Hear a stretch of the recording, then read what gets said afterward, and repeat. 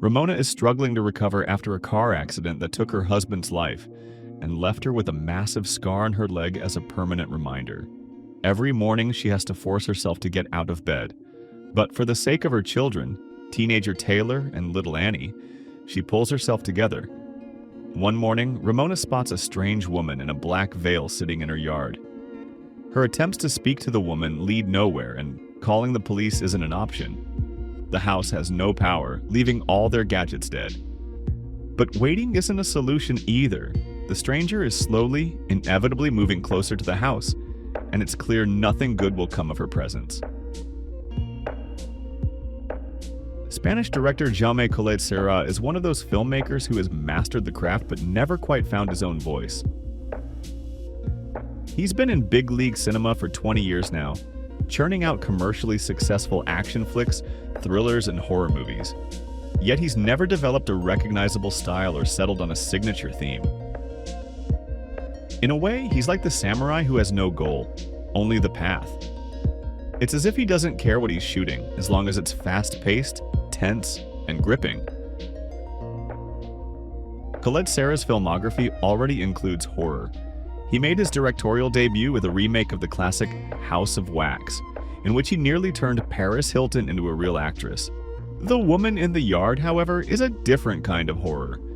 An attempt to make a slow-burn thriller cranked up to high gear, where metaphorical symbolism would coexist with action. Why is that veiled woman visiting Ramona? Because she's nothing less than Ramona's own desire to end her life. But instead of wrapping this premise in thoughtful psychological depth, Collet-Serra slams the gas pedal halfway through and shifts the film into berserk mode.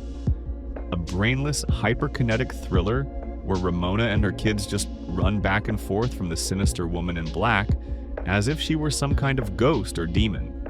In a way, Collet-Serra and producer Jason Blum, a specialist in dumb but fun high-concept horror, were made for each other.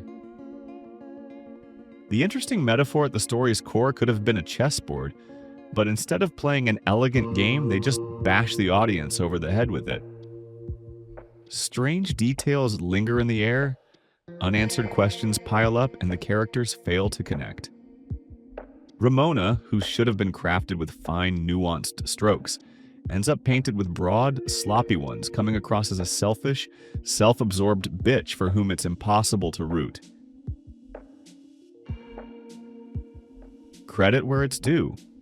Collet-Serra knows his craft, so the tense scenes are hard to look away from, and the play of shadows, a key visual element, is striking and memorable. But the foundation of any film is the emotional bond between the audience and its characters, the depth of our immersion in their conflicts. And in that regard, The Woman in the Yard tragically lives up to its title. We stay inside the house, but she's somewhere out there in the yard.